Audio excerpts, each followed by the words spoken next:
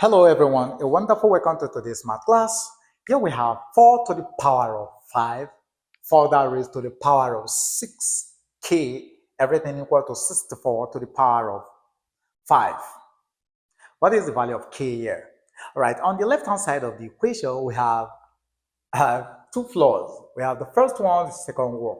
Alright, but on this side, we just have just one floor. Alright, so how do we solve for the value of k here? We take our solution first. Now, the first thing we look at here, we discover that the right-hand side a base number can be expressed in base 4. So 64 can be expressed in base 4, right?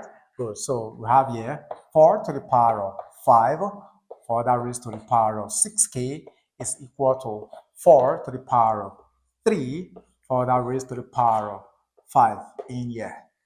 Okay, so what we do at this point here now, it is pretty easy here, okay? So all we just have to do here is to apply a simple law in indices, which says that your a to the power of m times n is equal to your a to the power of m bracket n.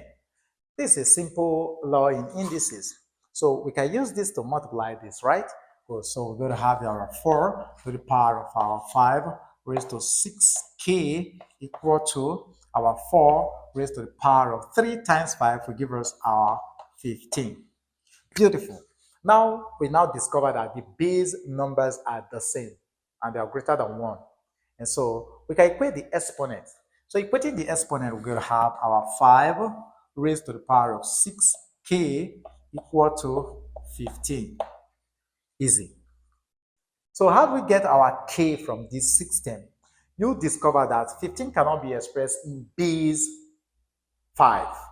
But we can split 15 into our 3 times 5. Okay? But before we split that, we have to deal with this exponent here. So for us to handle this exponent, we just have to either align both sides of the equation or we take log to base 10. So let's take ln base e. All right, so we're going to have this to be the ln of our 5 all raised to the power of 6k is equal to the ln of, I said, 15 can be split into 3 times our 5. So you're going to apply two laws of logarithm here. This one, the power law, and the multiplication law. In logarithm, if you have an expression of this kind, the ln of your a further raised to the power of c, then move this to this side. So this is going to give us c times the ln of ra. That is the power law of logarithm. The multiplication law says that when you have your ln of bracket open a times b, this is equal to the ln of a, then plus the ln of b. These are powerful laws of logarithm.